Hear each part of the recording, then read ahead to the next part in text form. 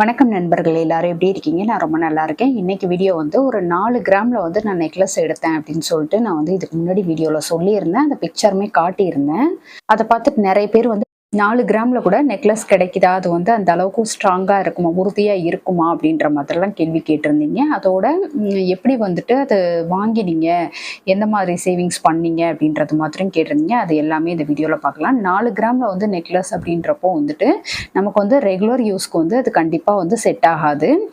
நமக்கு வந்து எப்பயாவது யூஸ் பண்றோம் இல்லையா? அந்த மாதிரி பண்றதுக்கு வந்து அது கரெக்ட்டா இருக்கும். ஏதாவது ஒரு ஃபங்ஷனுக்கு போட்டு போயிட்டு கொண்டு வந்து கழட்டி வைக்கிறோம் அப்படின்றப்போ நமக்கு வந்து எந்த பாதிப்பும் இருக்காது.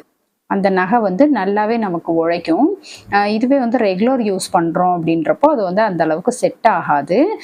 இந்த நெக்லஸ் பொறுத்த அளவுக்கு ஒரு 4 கிராமில் வந்து இந்த நெக்லஸ் எடுத்தது வந்து ஒரு 6 மாத சேவிங்ஸில் வந்து எடுத்தேன். நான் பொதுவாகவே உங்களுக்கு சொல்கிறது வந்து நகை எடுக்கணும் அப்படின்றது வந்து சிட்டு போட்டு எடுக்கிறது நமக்கு வந்து பெனிஃபிட்டாக இருக்கும் அப்படின்றது மாதிரி சொல்லுவேன். நானுமே அதுதான் ஃபாலோ பண்ணுவேன். ஆனால் இடையில வந்து நான் கொஞ்சம் கொஞ்சமாக அமௌண்ட்டு சேமிச்சுட்டே இருக்கிறேன் அப்படின்றப்போ நல்ல ஒரு பல்கா ஒரு அமௌண்ட் இருக்கிறது என் கையில் வந்து கிடச்சிருக்கு அப்படின்றப்போ நான் வந்து அதை வந்து கோல்டாக எடுக்கிறதுக்கு தான் பார்ப்பேன். இடையில வந்து பாப்பாவுக்கு ஒரு 1.5 கிராமில் வந்து ஜிமிக்கி கம்மல் எடுத்தோம் இல்லையா? அப்போ வந்து நான் செக் பண்ணி பார்த்தப்போ ஒரு 4 கிராமில் இந்த ஒரு நெக்லஸ் வந்து என் கண்ணில் பட்டுச்சு. ரொம்ப நல்லா இருந்தது. சரி, இது சீக்கிரமாக எடுக்கணும், நம்ம சேவ் பண்ணிட்டு இருக்கிற பணத்தை வந்து இதுக்கு வந்து இன்வெஸ்ட் பண்ணால் என்ன அப்படின்ற மாதிரி ஒரு பிளான் வச்சுருந்தேன். அதனால தான் நான் வந்துட்டு அந்த ஒரு 6 மாத சேவிங்ஸ் அமௌண்ட் வந்து கையில் வச்சுட்டு இருக்கவும் டக்குன்னு அந்த நகையை வந்து வாங்கினேன். ஏன்னா டிசைன் வந்து மாறி போயிட்டே இருக்கும் அப்படின்றதுனால நம்ம வந்து கண்ணில் பார்க்குறப்பவே நல்லா இருந்துச்சு, கம்மி கிராமில் கிடைக்குது அப்படின்றப்போ டக்குன்னு வாங்கிடணும் இல்லையா? அதுக்காக அப்படி வாங்கினேன். இது வந்து நான் முன்னாடியே சொன்னது மாதிரி ஒரு 6 மாத சேவிங்ஸில் வந்து வாங்கினது. மந்த்லி வந்து 3000 ரூபாய் சேவிங்ஸ் பண்ணுவேன். அதாவது டெய்லி வீக்லி இந்த மாதிரி சேவ் பண்ணுறதுல வந்து ஒரு 3000 ரூபாய் நான் வந்துட்டு எப்படி பார்த்தாலும் நான் வந்து கன்ஃபார்மாக எடுத்து வைக்கணும் அப்படின்றது மாதிரி எடுத்து வச்சிருவேன். நான் உங்களுக்கு சொல்கிறது தான் மந்த்லி சேவிங்ஸ் டிப்ஸ் வந்து கொடுக்குறோம் இல்லையா? ஒரு மாதத்துக்கான சேவிங்ஸ் அது வந்துட்டு நானுமே ஃபாலோ பண்ணுவேன் அப்படின்னு உங்கள்கிட்ட சொல்லியிருக்கேன். அந்த மாதிரி ஃபாலோ பண்ணுறது, அதுக்கடுத்து வந்து மாதம் இவ்வளோ அமௌண்ட்டு சேமிக்கணும் அப்படின்னு ஒரு ஃபிக்ஸ் பண்ணிப்பேன். அதை வந்து கண்டிப்பாக செய்யணும் அப்படின்றது மாதிரி நான் வந்து சேவ் பண்ண ஆரம்பிச்சிருவேன். அப்படி சேமித்தது தான் ஒரு 3000 சொல்லிட்டு 6 மாதமாக சேமித்ததில் வந்து ஒரு 18,000 நமக்கு வந்து இருக்கணும். பட் ஆனால் நான் வந்து என்னால் ஒரு சில நாட்கள் வந்து போட முடியாமல் விட்டதில் வந்து ஒரு 17,000 ரூபாய் என் கையில் வந்து இருந்தது. இந்த 3000 ரூபாய் எடுத்து வச்சது மூலமாக அப்பப்போ இடையில விட்டதெல்லாம் சேர்த்து ஒரு 17,000 ரூபாய் என்கிட்ட இந்த மந்த்லி சேவிங்ஸ், அதுக்கடுத்து டெய்லி வீக்லி சேவ் பண்ணுறது வந்து எனக்கு ஒரு 17,000 ரூபாய் கிடைச்சிது. அதுக்கடுத்து வந்து சில்லறை சேவிங்ஸ், இது வந்து நம்ம எப்பயுமே ரெகுலராக பண்ணுறது தான். 6 மாதத்துக்குள்ளே என்னால் ஒரு 7,000 ரூபாய் சேவ் பண்ண முடிஞ்சுது. சில்லறையில் மட்டும் நான் சொல்கிறேன். இதை வந்து கடையில் கொடுத்துட்டு அந்த அமௌண்ட்டை வந்து அப்படியே வந்து நான் என் அக்கௌண்ட்டில் போட்டுகிட்டே இருந்ததுனால என்னால் ஒரு 6 மாதத்தில் வந்து சில்லறை பைசாவில் மட்டும் 7,000 ரூபாய் சேவ் பண்ண முடியுது. இங்கே ஒரு 18,000 + 7,000. அதுக்கடுத்து வந்து மந்த்லி எக்ஸ்பென்சஸில் வந்து ஒரு 6 மாதத்துக்குள்ளே என்னால் ஒரு 7,000 ரூபாய் சேவ் பண்ண முடிஞ்சுது. இது எப்படின்னாக்கா நம்ம வந்து மளிகை வாங்குறது, அதுக்கடுத்து பால், என்டர்டைன்மெண்ட்டு, காய்கறி வாங்குறது, இந்த மாதிரி விஷயங்களில் வந்து சேவ் பண்ணது. நான் ஆல்ரெடி வந்து சொல்லியிருக்கேன், ரிப்பீட்டடாக சொல்கிறீங்க அப்படின்ற மாதிரி நினைக்காதீங்க. ஏன்னா புதுசாக பார்க்குறவங்களுக்கும் வந்து இது வந்து தெரிஞ்சுக்கணும் அப்படின்றதுக்காக சொல்கிறேன். இப்போ மளிகை ஜாமான்லாம் வாங்க போகிறோம் அப்படின்றப்போ என்னையை பொறுத்தளவுக்கு நான் என்ன பண்ணுவேன் அப்படின்னாக்கா, வீட்டில் வந்து செக்லிஸ்ட் ஃபஸ்ட்டு எடுத்துருவேன். என்னென்ன இருக்குது, என்னென்ன நமக்கு வந்து தேவைப்படும், அதுக்கடுத்து இதை வச்சு எவ்வளோ நாளைக்கு மேனேஜ் பண்ண முடியும், அதாவது ஒரு 15 நாள் வருமா, இல்லை ஒரு மாதம் வருமா அப்படின்ற மாதிரியெல்லாம் வந்து நான் பார்த்துப்பேன். அதே மாதிரி எனக்கு அனாவசியமான பொருள் இப்போ ஒன்ஸ் தான் யூஸ் பண்ணுவோம், ஒரு எப்படி இருக்குன்னு செஞ்சு பார்ப்போம் அப்படின்றது மாதிரியானதெல்லாம் வந்து நான் பல்காக வாங்க மாட்டேன். பெரிய பேக்கெட்டாக வாங்க மாட்டேன். குட்டி குட்டியாக இருக்குது பார்த்தீங்களா, அது மாதிரி வாங்கி ட்ரை பண்ணி பார்ப்பேன். ஏன்னா நம்ம வந்து மொத்தமாக வாங்கி வைக்கிறோம். இப்போ ஒரு சில உணவு வகைகள்லாம் பார்த்தீங்கன்னாக்கா வீட்டில் சாப்பிட மாட்டாங்க, அன்ஹெல்த்தி அப்படின்னு சொல்லிட்டு சாப்பிட மாட்டாங்க. ஒரு என்னைக்காவது ஒரு மாற்றமாக இருக்கட்டுமே அப்படின்றதுக்காக செய்யக்கூடியதெல்லாம் வந்து கொஞ்சமாக சின்ன பேக்கெட்டாக வாங்கிட்டு வந்து செஞ்சு பார்ப்பேன். அதுவுமே வந்து மோஸ்ட்லி யாருக்கும் பிடிக்காது அப்படின்றதுனால அதை வந்து அப்படியே அவாய்ட் பண்ணிப்போம். இந்த மாதிரி சேவ் பண்ணுறது. அதுக்கடுத்து வந்து மொத்த மளிகையாக வாங்கி வச்சுப்பேன். ஒரு சில பொருட்கள்லாம் பார்த்தீங்கன்னாக்கா மொத்த மளிகையாக வாங்கி வச்சுப்பேன். அது வந்து எனக்கு கிட்டத்தட்ட ஒரு வருஷம் வர்றது மாதிரி எல்லாம் ரெடி பண்ணி வச்சுப்பேன். இந்த சம்மர் டைமில் எதுவும் மளிகை பொருட்கள் வாங்குறது, அதுக்கடுத்து வந்து மசாலா பொருட்கள் அரைக்கிறது, இந்த மாதிரி விஷயங்கள்லாம் வந்து அந்த டைமில் பண்ணி வச்சுட்டுறதுனால எனக்கு வந்து மாத மளிகை அப்படின்னு சொல்லி பார்த்தீங்கன்னாக்கா ஒரு 1000 ரூபாயிலேருந்து ஒரு 1500, அதிகபட்சம் ஒரு 1700 ரூபாய்க்குள்ளே வரும். அவ்வளோதான் வரும். அதுக்கு மேலே வந்து போகாது.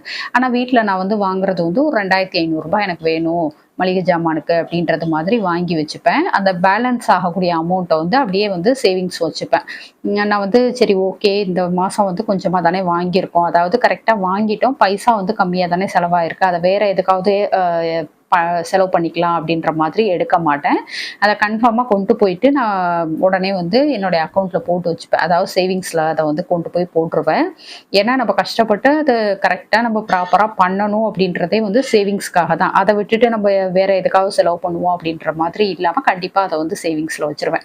அதே மாதிரி பாலும் அப்படிதான். நான் வந்து என்னைக்கெல்லாம் வந்து வாங்கலை அப்படின்றத நோட் பண்ணி வச்சுட்டு அதெல்லாம் வந்து கரெக்டாக கவனமாக கழிச்சிட்டு மிச்ச அந்த அமௌண்ட்டுக்கு வந்து கொடுத்துட்றதுனால எனக்கு வந்து அதுலேயுமே கொஞ்சம் மிச்சமாகும். அதையுமே வந்து சேவிங்ஸில் இந்த மாதம் வந்து செலவு பண்ணினது மாதிரி நினச்சிட்டு நான் வந்து கண்டிப்பாக அதையுமே சேவிங்ஸில் போட்டுருவேன். அதே மாதிரி தான் என்டர்டைன்மெண்ட்டும்.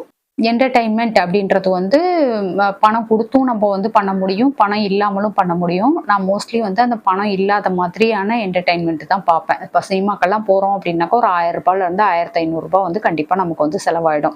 இதுவே வந்து ஒரு பார்க்கு கூட்டிகிட்டு போகிறோம் இந்த மாதிரிலாம் பண்ணுறோன்னாக்கா ஒரு 100-200 அந்த செலவு வந்து முடிஞ்சு போயிடும். அந்த மாதிரி தான் பார்ப்போம். மோஸ்ட்லி நாங்கள் வந்து கோயிலுக்கு போயிடுறதுனால எங்களுக்கு அந்த மாதிரி செலவுமே வந்து அதிக அளவில் ஆகாது. ஸோ நம்ம வந்து வெளியில் எங்கேயாவது போகணும் அப்படின்றதுக்காக போகிறது தான். மித்தபடி வந்துட்டு கண்டிப்பாக நான் மாதம் ஒரு படம் பார்க்கணும், இல்லை மாதத்துக்கு 2 சினிமாவுக்கு போகணும் அப்படின்றது மாதிரிலாம் எங்களுக்கு எந்த வித கட்டாயமும் கிடையாது. எங்களுக்கு எப்போ தோணுதோ அது மாதிரி பண்ணுவோம். மோஸ்ட்லி வந்து செலவு பண்ணாத மாதிரி தான் பார்த்துக்குவோம். ஏன்னா அதிகபட்சம் நாங்கள் வந்து கோயிலுக்கு போயிடுறதுனால எங்களுக்கு வந்து இந்த மாதிரி அந்த சினிமாவுக்கு போகணும் அப்படின்றது மாதிரிலாம் வந்து தாட் வராது. அதுக்கடுத்து வந்து காய்கறி வாரம் காய்கறி வாங்குறப்போ நான் வந்து ஏற்கனவே சொல்லியிருக்கேன், மொத்த மார்க்கெட்டில் கொண்டு போய் வாங்குறதுனால எனக்கு வந்துட்டு அந்த அளவுக்கு வந்து செலவுகள் வராது. காய்கறி விலை வந்து ரொம்ப கம்மியாக இருக்கும். காந்தி மார்க்கெட்டில் தான் வாங்குவேன். நிறைய பேருக்கு வந்து தெரிஞ்சிருக்கும் காந்தி மார்க்கெட் வந்து திருச்சியில் இருக்குது. அது நல்லாவே விலை வந்து நம்ம வந்து பகல் டைமில் அதாவது சீக்கிரமாக கொஞ்சம் போனோம் அப்படின்னாக்கா நமக்கு வந்து காயோடைய விலையெல்லாம் ரொம்பவே கம்மியாக இருக்கும். அந்த மாதிரி பார்த்து வாங்கி வச்சுக்கிறது மூலமாக நம்மளால் சேவ் பண்ண முடியும். இந்த மாதிரி விஷயங்களில் வந்து என்னால் ஒரு 6 மாதத்துல ₹7000 வந்து சேவ் பண்ண முடிஞ்சுது. இப்போ இது எல்லாமே சேர்த்து கிட்டத்தட்ட ஒரு 32,000 கிட்ட என்னால் சேவ் பண்ண முடிஞ்சுது இந்த 6 மாசத்துல. இதுவே வந்து கொஞ்சம் யோசிச்சு பார்க்கணும். நம்ம வந்து இந்த அளவுக்கு கொஞ்சம் ஓரளவுக்கு சிக்கனமாக இருக்கிறது மூலமா ஒரு 6 மாசத்துல ₹32,000 சேவ் பண்ண முடிஞ்சுது. இதுவே வந்து நான் தாராளமாக செலவு பண்ணிட்டு இருக்கேன், எனக்கு வந்து சரி ஓகே நல்லாவே பண்ணுவோம் அப்படின்றது மாதிரி வந்து செலவுகள் பண்ணுறோம் அப்படின்றப்போ நமக்கு வந்து கண்டிப்பாக அந்த ₹32,000 என்னால் சேவ் பண்ணியிருக்க முடியாது. ஸோ நம்ம வந்து சேவிங்ஸ் அப்படின்றத ஆரம்பிக்கணும் அப்படின்னா கொஞ்சம் வந்து சிக்கனமாகவும் இருக்கணும். அதே சமயம் வந்து என்னென்ன செலவுகள் பண்ணுறோம் அப்படின்றதுல வந்து கவனம் இருக்கணும். நம்ம வந்து இருக்கு அப்படின்றதுக்காக எக்கச்சக்கமாக செலவு பண்ணுறோம் அப்படின்றப்போ நம்ம திரும்பி பார்க்குறப்ப நம்மக்கிட்ட சேவிங்ஸ் அப்படின்றது எதுவுமே இருக்காது. ஸோ அதனால நம்ம கொஞ்சம் கவனமாக இருந்தோம் அப்படின்ற பட்சத்தில் நம்மளால நல்லாவே சேவ் பண்ண முடியும். இப்போ இந்த 32,000 தான் நான் வந்து வாங்கினேன். என்னைக்கு வாங்கினேன்னாக்கா 6வது மாதம் 8ஆம் தேதி வந்துட்டு வாங்கினேன். இப்போ ரெண்டு மாதம் தான் ஆகுது. அப்போ வந்து ஒரு கிராமுடைய ரேட்டு பார்த்தீங்கன்னா ₹6,650 இருந்துச்சு. நெக்லஸோடைய வெயிட் பார்த்தீங்கன்னாக்கா 4 கிராம் 40 மில்லிகிராமில் இருந்தது. எனக்கு வந்து அந்த கோல்டுக்கு மட்டும் ₹26,866 வந்தது. 9% வந்து இதுக்கு வேஸ்டேஜ் போட்டாங்க. ₹2,417. இந்த வேஸ்டேஜ் அப்படின்றது வந்து சிட்டு போட்டு எடுத்தோம் அப்படின்னாக்க நமக்கு வந்து கம்மியாக அதாவது இந்த வேஸ்டேஜ் அப்படின்றதே கொடுக்காம நம்மளால எடுக்க முடியும். ஆனால் நான் வந்து ஏற்கனவே சொன்னது மாதிரி நான் வந்து அந்த ஜிம்கி கம்மல் எடுக்க போனப்போ நான் வந்து பார்த்துட்டு வந்தேன், இந்த மாதிரி ஒரு டிசைன் இருக்குது அப்படின்ட்டு. அது வந்து சீக்கிரமாக மூவ் ஆகிடும், நமக்கு வந்து இந்த ஒரு கம்மியான கிராமில் இவ்வளோ அழகான நகை கிடைக்காது அப்படின்றதுனால டக்குன்னு அதுக்கு முன்னாடி இருந்தே சேவ் பண்ணிட்டு இருந்த அமௌண்ட்டை கொடுத்து வாங்கினதுனால அந்த வேஸ்டேஜ் போனாலும் பரவாயில்ல அப்படின்றது மாதிரி வந்து வாங்கினேன். ஆனால் இந்த மாதிரி தப்பு வந்து பண்ணக்கூடாது. மோஸ்ட்லி நம்ம வந்து சிட்டு போட்டு எடுத்தோம் அப்படின்னா தான் நமக்கு வந்து லாபம். இந்த மாதிரி வேஸ்டேஜ் கொடுக்குறதா இருக்கட்டும், அதுக்கு அடுத்து ஜிஎஸ்டி இதெல்லாம் இல்லாமல் எடுக்க முடியும். அந்த சிட்டு பற்றின டீட்டெயிலுமே நான் வந்து போட்டிருக்கேன், போஸ்ட் பண்ணியிருக்கேன், கண்டிப்பாக செக் பண்ணி பாருங்கள். நான் வந்து இந்த நகை வந்து மங்களன் மங்களில் தான் எடுத்தேன், திருச்சி மங்களன் மங்களில் எடுத்தேன். மங்களன் மங்களில் வந்து அந்த கோல்டில் வர வைக்கிற சிட்டுமே போட்டுட்ருக்கிறேன். அதுதான் வந்து பெனிஃபிட். நமக்கு வந்து இந்த வேஸ்டேஜ் இல்லாமல் செய்கூலி சேதாரம் அதுக்கடுத்து வந்து ஜிஎஸ்டி இல்லாமல் நம்மளால் நகை எடுத்துக்க முடியும் அப்படின்றது வந்து உண்மையாகவே நமக்கு வந்து அது பெனிஃபிட்டாக இருக்கும். ஸோ அது மாதிரி முடிஞ்ச அளவுக்கு பண்ணுங்கள். முடியாத பட்சத்தில் ஏதோ ஒரு பல்காக ஒரு அமௌண்ட் வச்சுருக்கோம், அது வேஸ்ட்டாக எதுக்காக செலவாயிடும் அப்படின்றப்போ அந்த ஒன் டைம் இன்வெஸ்ட்மெண்ட்டில் போட்டும் எடுக்கலாம். நான் வந்து நகை வந்து போயிடுமே, இந்த மாதிரி ஒரு டிசைன் நமக்கு திரும்ப கிடைக்குமான்னு தெரிலையேன்றதுக்காக அவசரமாக எடுத்தேன், வேற ஒன்றும் இல்லை.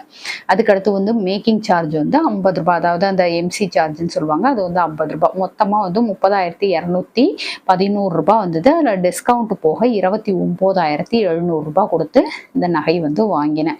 உண்மையாகவே அந்த நகை வந்து ஒர்த்தா அப்படின்னு கேட்டிங்கன்னா கண்டிப்பாக ஒர்த்தான இதுதான். ஏன் அப்படின்னா நமக்கு வந்து இவ்வளோ கம்மி கிராமில், அதாவது ஒரு 4 கிராம் 40 மில்லி கிராமில் வந்துட்டு நமக்கு இந்த அளவுக்கு ஒரு பார்வையாக ஒரு நகை கிடைக்குது. நல்லா அழகாக இருக்கும். அது வந்து போட்டோம் அப்படின்னாக்கா நல்ல ஒரு சிம்பிளான ஒரு நகையாக இருக்கும், ஆனால் நல்ல ஒரு லுக் கொடுக்கும் அப்படின்றதுக்காக எடுத்தேன். நான் அந்த போட்டிருந்த ஃபோட்டோவுமே இதில் வந்து அட்டாச் பண்ணுறேன், நகையுமே இப்போ பார்க்கலாம். இதுதான் நான் எடுத்த அந்த நகை. இதில் பார்த்தீங்கன்னாக்கா நல்லா மெல்லிசா பாலாக வந்திருக்கக்கூடிய அந்த செயின் கொடுத்துருக்குறாங்க. இதில் வந்து குட்டி குட்டியாக இந்த ரவுண்டாக இருக்கக்கூடிய இந்த ஒரு பால் மாதிரி கொடுத்துருக்குறாங்க. இந்த டிசைன் வந்து நல்லா இருந்தது. ஆக்சுவலாக இது வந்து ஒரு 4 கிராம் அப்படின்றப்போ ஓகேவாக இருந்தது எனக்கு. நல்லா பார்வையாகவும் இருக்கும் அப்படின்றதுக்காக. இது வந்து உங்களுக்கு பிடிச்சிருக்கா அப்படின்றத வந்து கண்டிப்பாக கமெண்ட்டில் சொல்லுங்கள். நான் இதோடைய ஃபோட்டோவுமே வந்து உங்களுக்கு ஜாயின் பண்ணுறேன், இதில் வந்து அட்டாச் பண்ணுறேன். எப்படி இருந்தது, அதாவது அதோடைய லுக் வந்து எப்படி இருந்தது அப்படின்றதுக்கு வந்து உங்களுக்கு அந்த ஃபோட்டோவுமே நான் வந்து இதில் அட்டாச் பண்ணுறேன், பாருங்கள். இப்போ பார்த்தீங்கன்னா இதுதான் அந்த ஃபோட்டோ. ஒரு சிம்பிளான ஒரு லுக் கொடுக்குது இல்லையா? ஒரு பார்க்குறதுக்கு வந்து நீட்டாகவும் இருக்கும், ஒரு சின்ன ஒரு நகையாக போட்டது மாதிரியும் இருக்கும். ஆனால் நம்ம வந்து இது ரெகுலர் யூஸ் பண்ண முடியாது. சும்மா ஏதாவது ஒரு ஃபங்க்ஷன் இல்லை ஒரு கோயிலுக்கு எதுவும் போகிறோம் அப்படின்றது மாதிரியான ஒரு சின்ன சின்ன விஷயங்களுக்கு போட்டுட்டு போயிட்டு வந்துட்டு சேஃபாக அதே மாதிரியே கழட்டி வச்சுட்டோம் அப்படின்றப்போ நமக்கு வந்து அது நல்லாவே தாராளமாக நல்லா உழைக்கும். இதுதான் அந்த நகை. பிடிச்சிருக்கா அப்படின்றத வந்து கண்டிப்பாக கமெண்ட்டில் சொல்லுங்கள். ஓகே ஃப்ரெண்ட்ஸ், இந்த வீடியோ உங்களுக்கு பிடிச்சிருந்து லைக் பண்ணிக்கோங்க, உங்கள் ஃப்ரெண்ட்ஸுக்கும் ஷேர் பண்ணுங்கள். நம்ம திருச்சி தமிழ் யூடியூப் சேனலில் கண்டிப்பாக சப்ஸ்கிரைப் பண்ணிட்டு பாருங்கள். தேங்க்யூ.